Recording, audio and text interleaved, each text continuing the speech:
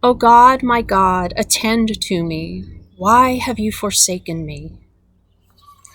This cry of the psalmist is also the cry of Jesus from the cross.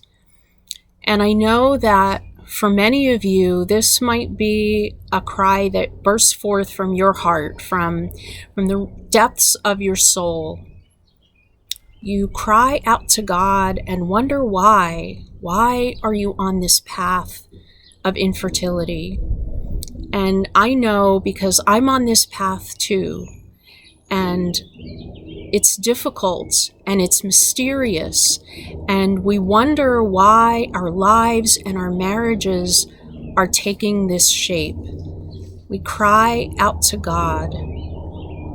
But it's significant that this cry is also the cry of Jesus from the cross, because he knows the depth of our sorrow and our grief and all of the complex of emotions that come with this path of infertility.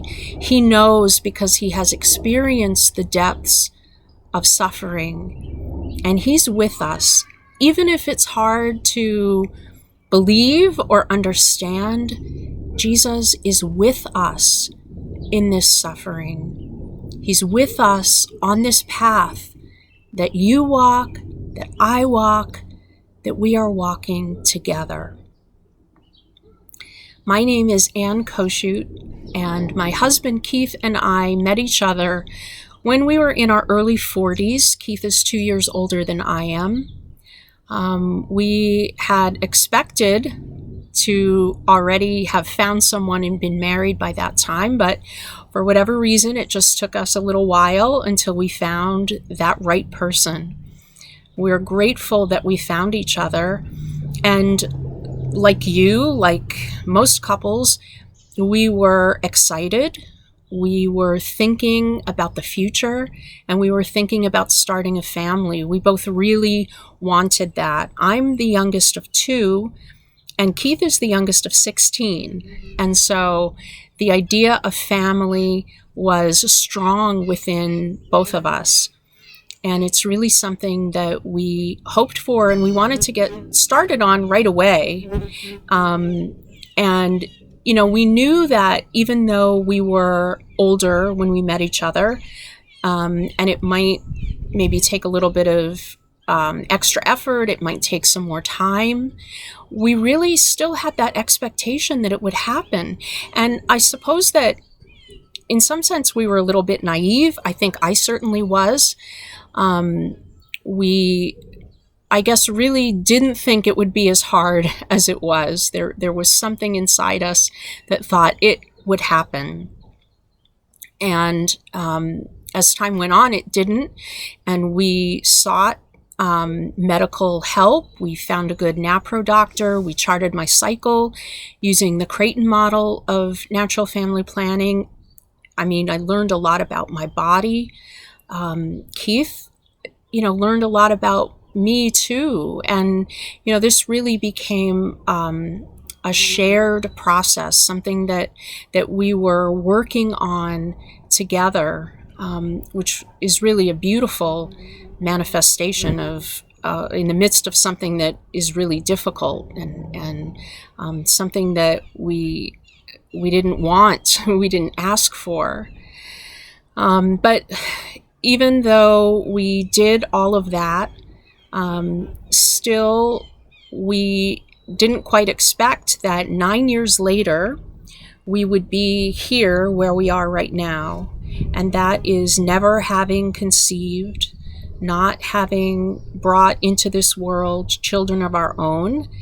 And right now, where we are, having that window to our fertility definitively closed. It's a hard thing to deal with. And I know that for me, that cry, "Where are you, Lord? Have you forgotten me?" That has welled up in me a lot over these last 9 years. I will say that in this season of my life and of our marriage, that cry wells up less and less. But there are still some things that can trigger it. There are still those moments that I read a pregnancy or a birth announcement, and I start to feel it. I feel that pang in my heart. It's a process. It's a process of healing and of surrendering to God and of patience, which I have very little of. But I do find now that less and less I feel those pangs. But the situation for you might be different. You might feel those pangs really acutely right now, and depending on the season of your life and the season of your marriage, you may feel them even more strongly. I know that some of you are newlyweds, and so maybe you are really having a hard time with a difficulty in conceiving, and you're wondering why this is happening to you when you're just starting out. Some of you may have been married for a long time and have been carrying this burden for a long time. For some of you, maybe you're older, perhaps you're past childbearing years now, and you're sort of still thinking and looking back at dreams that have gone unfulfilled for you. I know that some of you watching also might not be married. Perhaps you're divorced or you're widowed. And, you're also kind of looking back at your life with some sense of sadness at never having had a family. And there are probably also a few of you out there who are not married, who are longing for and hoping for a good spouse and a family to follow. And maybe as the years progress, you get discouraged. And you are also feeling a kind of infertility, more like a spiritual infertility. And you are also walking on this path and letting out that cry to God and wondering where He is in all of this. I know those feelings, and I know the difficulty and the hurt and the emotions, but I also know that we each express them differently and we make our way through them differently. But this isn't a path that any of us needs to walk on our own. It's not a path that any of us should walk on our own. The name of this talk is Infertility Grief Observed. And I titled it that for two reasons. Because first of all, grief, I think, is not something that is generally associated with something like infertility, right? We think about grief as the loss of something tangible, the loss of a person, or maybe even the loss of a job, or with the way that things are now with this pandemic, maybe we think about the loss of money through our investments or the loss of our job, right? But it's something tangible that can be seen, that can be held onto. And so we may feel as if, because it's not a tangible loss, but it's a lack of something, that infertility is not something that can be grieved. And also, many of us might think that we don't have the right to this grief, that it's not observed or acknowledged because we have no claim to it. I know that this was my feeling for a really long time, and it's only in the last year or so that I've begun to work through that grief. First of all, that I have acknowledged that grief is real and that it's, I guess, a valid experience for me. And so what I want to say to you is that infertility is a legitimate grief. It's something that you should own. It's something that you should acknowledge. It's not something that we just need to get over. That was my thought. I haven't lost anything real or tangible, and so I should probably just be quiet and get over it. But that's not healthy. That's not the approach that we should have to infertility. So what I'd like to convey in this brief time that we have together is that infertility is a genuine loss that is to be grieved. And it's not only healthy, but it's necessary for us to acknowledge that grief and then to know that we have a right to it and then to begin to work through it. Now, what that working through looks like is going to be different for everyone. Again, we're all in a different life circumstance. We're all in a different season of infertility, a different season of our marriage, a different season of our life. And so I can't tell you what your process should look like or how it should go.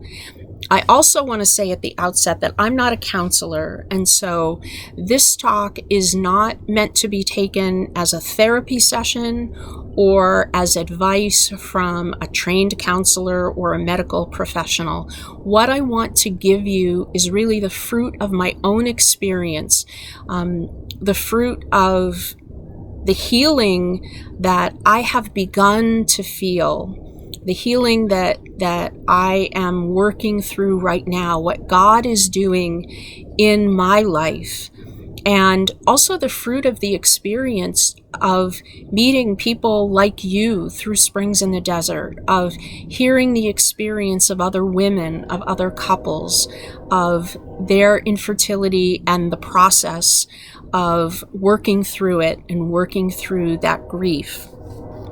So there's no timetable for working through that grief. There's no playbook for how to deal with it and how to handle it. But I do think that it is really important to acknowledge that grief and to really own it and know that you have a right to it. To acknowledge those feelings, those emotions of sadness, of anger, of frustration, those feelings even of loss of faith, that cry out to God, asking Him why, the jealousy, the frustration, all of that, you have a right to that and to that experience. But I will also say that you have, in a way, a duty to work through that. Again, I'm not saying that there's a specific timetable. I'm not saying that, you've got to get over your grief and it's got to be done in a certain order, in a certain way, at a certain time. But what I am saying, what I really do believe, is that God does not want you to live in grief. He does not want you to be swallowed up by sadness and frustration and anger and jealousy. God has so much life to give you. God has so much life for you to bring forth to the world. It may not be in the way that you expected. It may not be in that particular way that you want, that I want. But God really does have a plan and a desire for you to be life-giving and fruitful in so many ways, and ways that are good and legitimate and real ways of fruitfulness and giving life.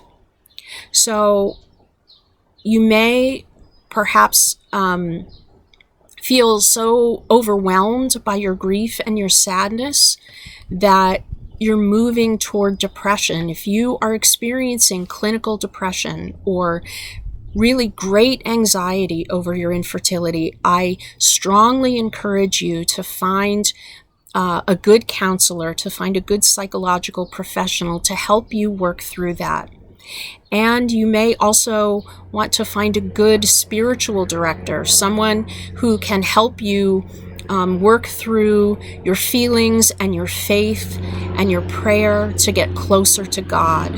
So I want you to not feel ashamed if you are needing that extra help. There's nothing wrong with getting that help. And if it's really beginning to overwhelm you, you should seek that support. Have a good, strong support system around you and find the help that you need to continue walking on this path. But God doesn't want you to be steeped in your grief. He wants to give you new life. Now, if I had the magic recipe for that, I would certainly give it to you. In fact, I would have used it myself a long time ago, right? I would have. If I would have unlocked the mystery, I would have been able to apply it to myself. So I don't have a magic answer. That's not what this talk is about, or this retreat. It's not about finding a solution and handing it over to you. But I think that there are steps that we can take. There are ways that we can perhaps work on and change our attitudes and our thoughts, and ways that we can change our behavior too that can help us move along in this process. So attached to this talk, there is a handout that lays out all the points that I have. I'm not going to be able to get through all of them, and I can't go through them all really in depth. But those are things that you can look at yourself and work through. You and your spouse together can look through and talk through these different points and just think about them and take them to prayer and see how you can apply them to your life and to your experience on this path. So as I said at the beginning, I think the most important thing is for this grief to be acknowledged, to acknowledge the fact that infertility is a real loss to be grieved. And infertility can be, I think, experienced as what's known as disenfranchised grief. And that's a grief that is unexpected. It might not be a tangible loss, but it can leave you feeling worthless or losing faith or having doubts. It can lead to a loss of a sense of purpose or identity. So this kind of grief is real, and it's important for you to acknowledge the grief and the sadness and all of the emotions that you experience with your infertility. So it's healthy and it's important for you to acknowledge that grief. But when you're doing that, when you're, really beginning to kind of dip into that grief and thinking about it and sort of plumbing the depths of all those emotions, it's very important for you to know that it is not your fault. This infertility is not your fault, and it is not a punishment from God. God loves you so much. If there's nothing else that you take away from this retreat, I want you to take that one piece, that God loves you so much and He is not punishing you. And if you begin to have those thoughts, if you begin to feel like your infertility or your loss of a child is the result of past decisions and choices in your life, that God is punishing you for those are from the devil. Remember that Jesus said that Satan is a liar. He's a murderer and a liar from the beginning. So if you have those thoughts, you need to recognize them as lies from the devil and push them aside, because God only wants life and good things for you, even if those good things don't come in the package that we had expected or hoped for. It's important for us to know, too, that men and women grieve infertility differently. We're all different. We all have unique personalities. We have our families of origin, and we bring baggage from those, and those all shape and form the way that we grieve and the way that we approach infertility. And so generally speaking, given all those differences and the uniqueness of our personalities and the family of origin and all of that, generally speaking, though, women will feel that grief of infertility in a particularly acute way, and that's because new life is conceived within us, right? We're the ones who carry a child in our bodies, and we are the ones who are reminded every month that we have not conceived. And so we will experience that grief in a really particular way that a man can't fully understand. And men grieve differently as well. Men may not express that sadness, even though they feel it. They may not express that sadness the way that we women do. And they certainly don't experience it the same way we do every month, because it's not happening in their bodies the way it is in ours. But that doesn't mean that they are not sad. It doesn't mean that they're not feeling that pain. I think a lot of times for men, that pain and that grief comes more in a way, or maybe really acutely, in the grief of their wife, right? In that feeling of helplessness that they have, in that inability to solve this problem, right? The inability to fix what's wrong. And so men really carry the weight of their wife's sadness. They carry the weight of our sadness. And so even if it's not expressed in the way that we do, it doesn't mean that it's not there, and it doesn't mean that it isn't something that weighs heavily on their heart as well. So either way, if you're the husband, if you're the wife, if your spouse is not responding the way that you think he or she should, be patient, give them a little bit of space, and talk with them to better understand how they are feeling, so that it reassures you, in your love for each other, and that you are in this process, this infertility together. Know that it's good that you're in the world, and it's good that you're married. Know that your marriage is good, and that it is a sign of Christ's love in the world. Don't think that infertility makes your marriage invalid. It does not. Don't think that infertility makes your marriage not to be holy or a sign of Christ and the church. It does.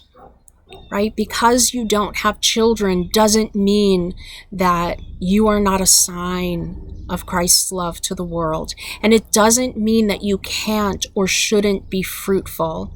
It's just that fruitfulness will be manifested in different ways. But God does want you to be fruitful, and He wants you to be fruitful in a unique way that only you and only your marriage can bring about in the world. There are many ways that you and your marriage are fruitful, and they are greater than the infertility that you experience. I want to, in the last couple of minutes that we have, talk about some positive actions or steps that we might be able to take. First of all is to pray. Now, I don't want to over-spiritualize this and make it sound like all your sadness will be taken away if you would just pray, right? We know that it's not that easy. But go to Him, go to the Lord, tell Him your story. Tell Him your story 10 times 10. God knows your story. He knows your pain, and He knows what you're going through. But He wants to hear it from you because He loves you. Think about any of the close relationships that you have, whether it's with your spouse or your best friend or your parent. They want to hear about you. When they say, "How are you? What's going on?" they mean it, right? They really want to hear about how you're doing. And it's the same way with God. Even though He knows us better than we know ourselves, He wants to hear it from you. So He wants you to give Him the anger, the frustration, the jealousy, all of those emotions. So go to him and give them to him.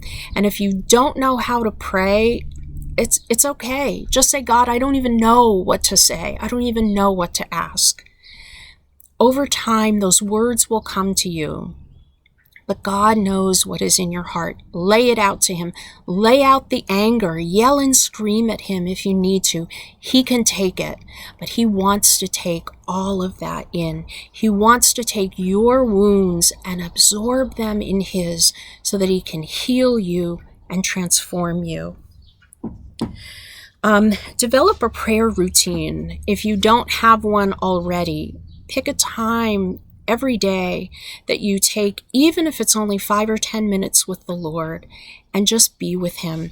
And if you are married, I really highly recommend that you pray together. And if it's something you're not used to, it might be a little uncomfortable at first, but start simply. Just start with a Hail Mary or some other rote prayer that you know. And the more that you do it, God will work on your heart, and eventually, he'll deepen that prayer within you. And I guarantee you that as spouses, it will really bring you closer together. Nurture your marriages. It's okay. Even if you don't have children, it's okay to enjoy each other. It's okay to have fun together. People can be insensitive and make assumptions about you and think you have, unlimited disposable income, right? And you might go on a trip and they'll say, oh, that's because you don't have kids. You know what? It doesn't matter. It doesn't matter what they say. It's important for you to nurture your marriage, to nurture each other. And if you are unmarried, then surround yourself with good friends, with good family members, with people who love you and who will be supportive of you and who you can talk to. Create a gratitude list. Write down the things that you're grateful for, even in the midst of infertility, and the list that you can create of grievances against God. Look for those things that you're grateful for, even if it's just that it's a beautiful sunny day. Write those down and refer to that list often. And if you've been isolated from friends or family members, reconnect with them. If there are toxic people in your life, then you may need to cut them out of your life. But if you've isolated yourself from people because of the pain of infertility, reconnect with them and tell them how you're feeling. Tell them about this grief and this pain that you're going through, and explain to them what you need from them, how they can best support you. Chances are that they don't know. They might not know how much pain you're experiencing, and they certainly might not know that you need that help. So rather than isolating from people, go to them, reconnect to them, and create that good support system. And disconnect from social media, at least take a break. If there are posts that are really triggering that sadness or jealousy in you, then it might be time to shut them down. Even if it's a case where you just check, 1 hour a day that you're on social media. But if you feel like you need to take a break, do that. Whatever will be good for your emotional health and for your spiritual health. Just a couple of final thoughts. I want you to know that you are a beloved daughter of God. You are a beloved son of God. He loves you so much, and he has so much life and so much goodness and such good fruitfulness to work in you. You are not alone. You are not being punished. He loves you so much. Your marriage is good, and your identity is not wrapped up in your infertility. You are God's beloved one. You are his child. You may not experience this particular miracle of a biological child that you want, but God can, and he will, and he is working miraculous things in you and through you every day, right now. God loves you so much. Well, I hope that whatever I've had to say has at least given you something to think about, has given you maybe a little bit of encouragement, maybe a little bit of hope to know that you are not on your own. I know that I could not have been on this path toward healing without God, without surrendering myself to Him every day, even when it's hard, even when I don't feel like it. And I know that I couldn't be on this path with anyone but my husband, who has been such a support and has just been so caring and loving and made me feel so worthwhile, even when I have felt that I was worth nothing because of my infertility. And so he's not the public speaker in the family, but he did want to drop in and just say a couple of things. I have no idea what he's going to say, but I wanted to give him a chance just to say a couple of things. So, Keith. Hello. Just wanted to pass along just a little of my thoughts. I know Ann had mentioned about how men might grieve in a different way. Far be it for me to think that, it was a given that we were going to have children. But it turned out that way, that we could not conceive. And it's kind of ironic because I'm the youngest of 16 children and a twin, and always around family and lots of nieces and nephews. But I've come to the fact, to the point to accept it, and also to see what God has in store for us. Since we have some free time and we're not tied down with our own families, I have a chance to help out others in my family, nieces and nephews, but especially I was able to be around and assist the care of my parents as they got older. And also now I have some other older siblings who are in need of help. We're able to go out and help them. And I think that's rewarding. And I think that's what God has in store for us, that He had a purpose for us, whether or not we had children or not. And I think that is our role, and I've come to accept that. And I don't think there's anything wrong with that. And I feel content, and that, God is not punishing us. He's not angry with us, but He's just showing us what our particular purpose is in life. Yeah, thank you. And it's something that I think we have to keep telling ourselves every day. And even on those days when it feels hard to accept, we do have to look around and be grateful and see the ways that so many other people depend on us, the ways that we help and nurture and give life to others, ways that are not replacements for that child, but ways that are really important and necessary and have given both of us a lot of life. So those are our thoughts on grief and infertility. It's a process. It takes time, but we really want to encourage you to begin that path, toward healing and toward the life and the fruitfulness and the purpose that God has planned for you and has planned for your marriage. So God bless you, and please know that we're praying for you. Yes, we're praying for you. God bless you.